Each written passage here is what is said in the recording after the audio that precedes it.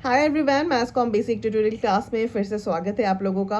तो एक basic question जो मेरे लगभग हर कमेंट बॉक्स में रहता है वो ये है कि मैम मैंने बैचलर्स किया है या मैंने मास्टर्स किया है, तो मुझे आगे कितनी अपॉर्चुनिटी मिलेगी, कितनी सैलरी मिलेगी, क्या स्कोप है। और जो लोग एक्चुअली इस फील्ड में एंटर करना चाहते हैं उनके पास भी यही सवाल रहता है कि आगे का फ्यूचर क्या रहेगा और सैलरी कितनी मिलेगी। तो मैं सबसे पहले बेसिक से स्टार्ट करती हूँ, क्योंकि बेसिक से स्टार्ट करने का मतलब ये है कि जो लोगों ने +2 करने के बाद वो बैचलर्स 3 साल का बैचलर्स करते हैं मास कम्युनिकेशन में, तो हर साल अच्छे यूनिवर्सिटी या अच्छे कॉलेजेस की बात कर रही हूँ मैं, हर साल लाइक फर्स्ट ईयर में आपको बेसिक से स्टार्ट किया जाएगा, जहाँ पे आपको चीज़ें को फेमिलराइज किया जाएगा कि ये सब्जेक्ट होता क्या है। इस सब्जेक्ट में क्या क्या इंपॉर्टेंट टॉपिक्स रहते हैं, जैसे कि आपको राइटिंग फॉर मास मीडिया सिखाया जाएगा पहले साल में, कि मास कम्युनिकेशन में एज अ रिपोर्टर के तौर पे या न्यूज़पेपर के तौर पे किस तरीके से लिखा जाता है, 5Ws 1H एंड बेसिक जो चीज़ें रहती हैं वो सिखाई जाती हैं। उसके बाद उसी साल आपको कहीं ना कहीं थोड़ा बहुत रेडियो से फेमिलराइज किया जाएगा, जो थ्योरेटिकल ही रहेगा पहला साल। फिल्म से फेमिलराइज किया जाएगा, थ्योरेटिकल रहेगा।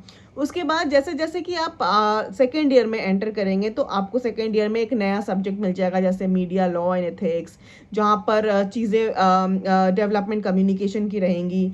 लेकिन फिर सेकेंड ईयर से आपको प्रैक्टिकल चीज़ें भी कराई जाएंगी, जैसे कि आपको थोड़ा बहुत न्यूज़ एंकरिंग का प्रैक्टिकल पार्ट बताया जाएगा, आपको एक टॉपिक दे दिया जाएगा जिसमें आपको बोलना रहेगा एक्सटेम्पोर।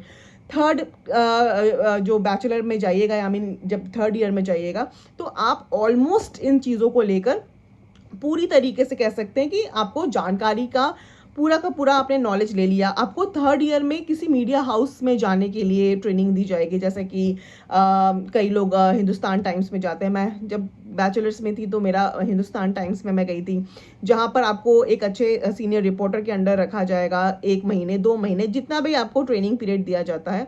और उसके बाद उसमें आपको ट्रेनिंग दी जाती है कि न्यूज़ कैसे लिखा जाता है। आपको पहले शुरुआत में किसी एक न्यूज़पेपर, आई मीन कोई एक जैसे कि कोई वर्कशॉप, आई मीन कोई कॉन्फ्रेंस हो रहा है, कोई सेमिनार हो रहा है, कोई पॉलिटिकल पार्टी ने अपना एक प्रेस कॉन्फ्रेंस बुलाया है, वहाँ पे आपको भेजा जाएगा। आपको प्रेस कॉन्फ्रेंस में किस तरीके से अगर आप न्यूज़ में टीवी में गए हैं तो कैसे सवाल पूछने हैं, किस तरीके से न्यूज़ को फ्रेम करना है, किस तरीके से न्यूज़ को लिखना है, किस तरीके से बेसिक ट्रांसलेशन करनी है, तो ये तमाम चीज़ें आपको बैचलर्स में फेमिलराइज की जाएगी। यानी कि आपको हर चीज़ में जानकारी थोड़ी थोड़ी दी जाएगी, यानी कि आप थर्ड ईयर तक आते आते ऑलमोस्ट पूरी तरीके से मीडिया हाउस में जाकर ट्रेनिंग लेकर अपने नॉलेज एक्वायर कर लिया।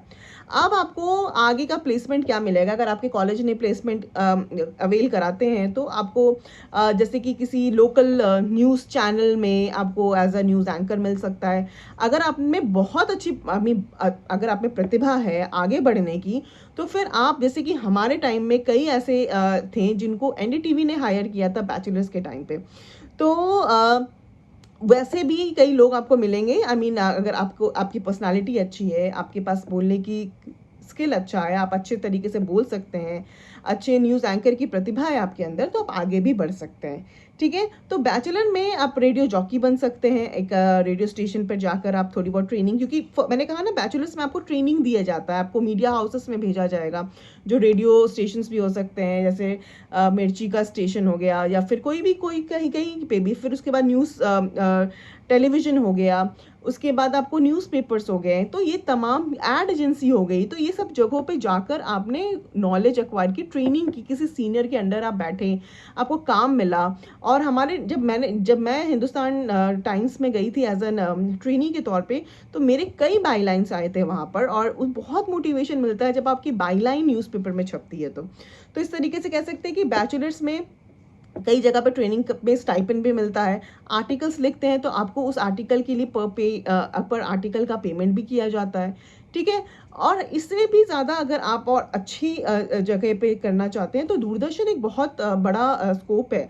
आई मीन दूरदर्शन में कई लोग ने अपना करियर स्टार्ट किया, तो आप एज अ कैजुअल एंकर के तौर पर आप जा सकते हैं वहाँ पर, जहाँ पर कई प्रोग्राम्स चलते हैं दूरदर्शन में आपके, I mean near by station.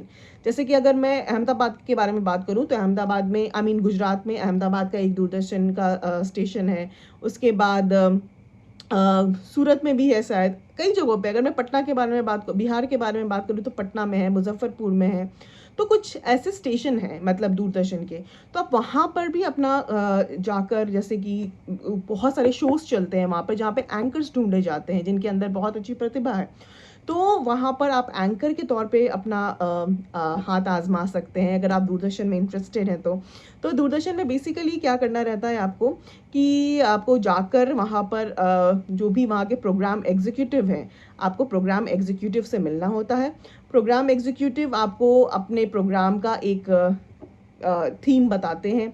उसके ही साथ-साथ आपको कई पुराने वीडियोज़ भी दिखाए जाएँगे प्रोग्राम्स के, जिसमें एंकर ने किस तरीके से उस कार्यक्रम को हैंडल किया है, ठीक है? तो उस हिसाब से आपको फिर वो चीज़ें दी जाएगी। जब मुझे याद है जब मैंने दूरदर्शन मैं जब गई थी ग्रेजुएशन कंप्लीट करके, तो वहाँ पर मुझे एकदम से एक लाइव प्रोग्राम मिल गया था हेल्थ रिलेटेड। उसका नाम था स्वस्थ भारत करके एक प्रोग्राम था, if I am not wrong. तो वो मुझे ऑल ऑफ अ सडन पता चला कि पहले मुझे पता था कि ये रिकॉर्डेड प्रोग्राम है, बट सर ने कहा कि नहीं, ये रिकॉर्डेड नहीं है, ये प्रोग्राम लाइव है और ये पूरा लाइव शूट होगा, यानी कि इसमें कोई कट नहीं होने वाला है। आप जो हो as it is half an hour completely रहेगा। एक डॉक्टर बैठेंगे और हृदय रोग संबंधित कार्यक्रम था जिसके लिए मुझे मुझे कोई आइडिया नहीं था उसके बारे में कि मुझे क्या पूछना है। सवाल आपको खुद बनाने हैं, स्क्रिप्ट आपको खुद तैयार करनी है। हाँ, जो एक्सपर्ट रहेंगे, एक्सपर्ट का नंबर आपको दे दिया जाएगा, आप एक बार एक्सपर्ट से बात कर लीजिएगा ताकि आपके बीच का जो एक कोऑर्डिनेशन है वो बना रहे। और मैंने 1-2 लाइव प्रोग्राम्स ही देखे थे, तो मुझे लगा कि चलो एक चैलेंज लिया जाए। लेकिन जब मैं पहली बार लाइव में बैठी तो इट वाज़ फ्लॉलेस, एक जगह भी कोई कट नहीं हुआ और बाकी लोगों ने भी इस बात की प्रशंसा की कि बिल्कुल भी नहीं लगा कि एक नई न्यू एंकर को जल्दी लाइव में नहीं बैठाया जाता है। तो मुझे लाइव शो दिया गया था और उसके बाद से ये कंटिन्यूटी चलता रहा। उसके बाद मुझे जब मैंने लाइव शो में फ्लॉलेस तरीके से एक कार्यक्रम को पूरी तरीके से मतलब एकदम परिपक्व होकर उसको किया, उसके बाद से मुझे कई ऑफ़र्स आने लगे, कई प्रोग्राम किया। उसके बाद मैंने ऑलमोस्ट लाइक 3 साल, 4 साढ़े 3-4 साल तक मैं बाकी काम भी करती, लेकिन दूरदर्शन से मैं जुड़ी रही क्योंकि दूरदर्शन से मुझे बहुत काम मिले, बहुत काम मिले। तो कह सकते हैं कि इस तरीके से कंटिन्यूटी स्टार्ट हुई एक लाइव प्रोग्राम से। तो शुरुआत में जो दूरदर्शन पे करता है वो ये है कि आई थिंक जब मैं बता रही हूँ आपको 2012 की बात, 12-13 की, उस टाइम ₹800 कैजुअल एंकर को दिया जाता था पर प्रोग्राम पर इसके लिए। उसके बाद फिर रिवाइज़्ड हुआ वो पेमेंट रिवाइज़्ड के बाद आई थिंक उसके बाद ₹1600 देना स्टार्ट की, जस्ट डबल हो गया था ₹1600। और अभी आई थिंक आपकी अब जब मैं एक्सपीरियंस्ड हो गई इस चीज़ों में, तो फिर उसके बाद आपकी वैल्यू बढ़ने लगी कि आपको 2500 मिलेगा या 3000 भी मिल सकते हैं आधे घंटे के शो के लिए। तो it all depends upon that. तो दूरदर्शन भी एक बहुत बड़ा कह सकते हैं प्लेटफ़ॉर्म है जहाँ पर आप अपनी स्किल, अपनी प्रतिभा को दिखा सकते हैं। तो ग्रेजुएशन के बाद आपके लिए वो एक रास्ता भी पूरी तरीके से खुला हुआ है, जहाँ पर आपको जाना है, एक प्रोग्राम एग्ज़ीक्यूटिव से मिलना है। प्रोग्राम एग्ज़ीक्यूटिव को आप अपने ऑडिशन देने पड़ते हैं थोड़ी बहुत। ऑडिशन कहने का मतलब है एक स्क्रिप्ट दिया जाएगा, आपको उसको पढ़ के बताना है कि हाँ, वो कन्विंस्ड हो रहे हैं या नहीं हो रहे हैं। और ये सब के बाद फिर आपको आगे की प्रोसेस और 1 महीने का कॉन्ट्रैक्ट कुछ रहता है। 1 महीने में 4 प्रोग्राम्स जाते हैं, आई मीन हर हफ़्ते 1 प्रोग्राम जाता है। तो 1 महीने के हिसाब से आपको 4 प्रोग्राम मिल जाते हैं। तो उसके बाद ऐसा नहीं है कि अगर आपने 1 प्रोग्राम किया है तो फिर आपको 2-3 और प्रोग्राम से एसोसिएट कर दिया जाता है। जैसे कि मेरे टाइम पे मैं ऑलमोस्ट 3 प्रोग्राम से एसोसिएटेड थी उस टाइम पर, और 1 लाइव प्रोग्राम कर रही थी और 2 मैं रिकॉर्डेड प्रोग्राम कर रही थी और बहुत मज़ा आता था। स्क्रिप्ट भी खुद ही बनाना रहता है, इसके लिए आपको कोई स्क्रिप्ट राइटर नहीं है, आपको खुद स्क्रिप्ट बनाना है, आपको खुद डिलीवर करना है अपने स्क्रिप्ट को। तो it will be very nice experience और एक बहुत अच्छा उम्दा प्लेटफ़ॉर्म है दूरदर्शन में। कई तरीके के कार्यक्रम आते हैं, हेल्थ रिलेटेड आता है, खेती संबंधित प्रोग्राम आते हैं जो एग्रीकल्चर बेस्ड प्रोग्राम्स है, उसके अलावा इन्वेस्टमेंट बेस्ड प्रोग्राम्स जाते हैं, स्त्री महिला से संबंधित कई प्रोग्राम जाते हैं, स्वास्थ्य संबंधित प्रोग्राम जाते हैं। तो इतने सेगमेंट्स हैं वहाँ पर, इतने सेगमेंट्स हैं कि मैं आपको बता नहीं सकती। जहाँ पर मैं जब प्रोग्राम कर रही थी तो मैंने 2-3 प्रोग्राम स्पेशल प्रोग्राम्स भी मुझे मिलते थे वहाँ पर। तो एक था लाइव प्रोग्राम जो फीडबैक ओरिएंटेड प्रोग्राम था, उसका नाम था आप और हम। आई थिंक अभी भी यूट्यूब पे अवेलेबल होगा, आप मेरे यूट्यूब आई मीन दूरदर्शन आप और हम डीडी बिहार करके आप देख सकते हैं। तो और दूसरा प्रोग्राम था जो कि बच्चों से संबंधित था, बच्चों के इश्यूज़, उन लोगों को किस तरीके से छोटे बच्चों से संबंधित प्रोग्राम, उनके एंटरटेनमेंट के लिए मैं एक बनाती थी प्रोग्राम। और वो भी कभी-कभी मुझे दे दिया जाता था कि आप थीम डिसाइड कीजिए, आप एक्सपर्ट को ये कीजिए, कन्फर्म कीजिए इसके इस थीम के लिए कौन से एक्सपर्ट सही होंगे। तो वो सारी चीज़ों को करने में भी मज़ा आता था। तो इसीलिए मैं कह रही हूँ कि बैचलर्स के बाद भी ऐसा नहीं है कि आपके पास स्कोप नहीं है, आपके पास कई स्कोप है। बैचलर्स, ये मेरा वीडियो सिर्फ बैचलर्स को डेडिकेटेड है, मास्टर्स और आगे की लेवल यानी पीएचडी वालों को मैं अलग से डेडिकेट करूँगी। बट ये उन लोगों के लिए है जो मुझसे बार बार ये सवाल पूछते हैं कि बैचलर के बाद क्या स्कोप है। तो ये कर सकते हैं, बैचलर्स के बाद आप किसी भी न्यूज़पेपर से एसोसिएट हो सकते हैं, न्यूज़पेपर के रिपोर्टर बन सकते हैं। उसके लिए रिपोर्टर बनने के लिए आपके पास अच्छी टाइपिंग स्किल आनी चाहिए। अगर आप हिंदी में काम करना चाहते हैं तो हिंदी की पूरी ग्रामर, इंग्लिश हो या हिंदी हो, किसी भी भाषा को समझने के लिए उसके ग्रामर को समझना बहुत ज़रूरी है, अच्छी वोकैबुलरी को जानना बहुत ज़रूरी है। उसमें अपने आप को, प्रतिभा को निखारने के लिए आपको उसकी शैली को समझना बहुत ज़रूरी है, ठीक है। तो शुरुआत में जब आपको कोई न्यूज़ लिखना होगा तो आप अपनी बहुत सारी चीज़ें वहाँ पर इम्पोज नहीं कर सकते हैं। वहाँ पर एक स्ट्रेट फॉरवर्ड न्यूज़ होता है जिसको आपको लिखना है। लेकिन अगर आप कोई स्टोरी लिख रहे हैं किसी न्यूज़ के लिए, तब वहाँ पर आपकी प्रतिभा को जज किया जाता है कि वो स्टोरी को आप कैसे डिलीवर कर रहे हैं, ठीक है। तो एक न्यूज़ है जिसमें कोई घटना घटित हुई है, तो वो उसमें आपकी शैली का कुछ खास ये नहीं है, उसका एक ये रूप ऑलरेडी बना हुआ है, 5 Ws and 1 H, कहाँ घटित हुआ, क्या हुआ, फलना ढिंका जो भी है वो आपको लिखना है। लेकिन अगर आपने कोई न्यूज़ को, आई मीन कोई सॉफ्ट स्टोरी लिखी है, एंकर स्टोरी लिखी है, तो उसमें आपको अच्छे से विवरण के तौर पर अच्छे शब्दों का इस्तेमाल करके उसको एकदम ऐसे नैरेटिव स्टाइल में लिखना है जिससे लोग जो हैं प्रभावित हों, पढ़ें तो लगे कि हाँ, ये कुछ अच्छी स्टोरी पढ़ने को मिली है।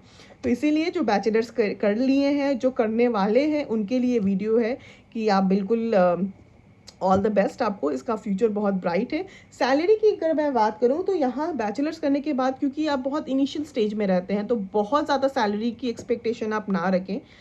8-10 हज़ार से लेकर आप 15 हज़ार तक की सैलरी एक्सपेक्ट कर सकते हैं। ये मिनिमम सैलरी आपको यहाँ पर मिलेगा अगर आप करने में रुचि रखते हैं। तो न्यूज़पेपर वाले आपको 8,000 10,000 से हायर करेंगे और 15,000 तक आपकी सैलरी बेस्ड ऑन, अगर आप और एक्सपीरियंस में बढ़ते जाएंगे, करते जाएंगे, तो आपकी सैलरी उस हिसाब से राइज करती जाएगी।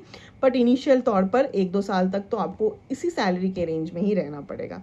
तो ये कुछ ऑप्शन है। हाँ, दूरदर्शन को आप ज़रूर चेक कीजिएगा, क्योंकि आपके नियर बाई दूरदर्शन स्टेशन है, वहाँ पर आप जाइए, वहाँ पर आप प्रोग्राम एग्जीक्यूटिव से मिलिए, बातचीत कीजिए और उससे संबंधित चीज़ों को जानिए, किस तरीके से प्रोग्राम को डिलीवर किया जाता है। आप प्लीज़ दूरदर्शन में एंकर्स को देखिए, अच्छे से उनको परखिए कैसे वो किसी प्रोग्राम को डिलीवर करते हैं।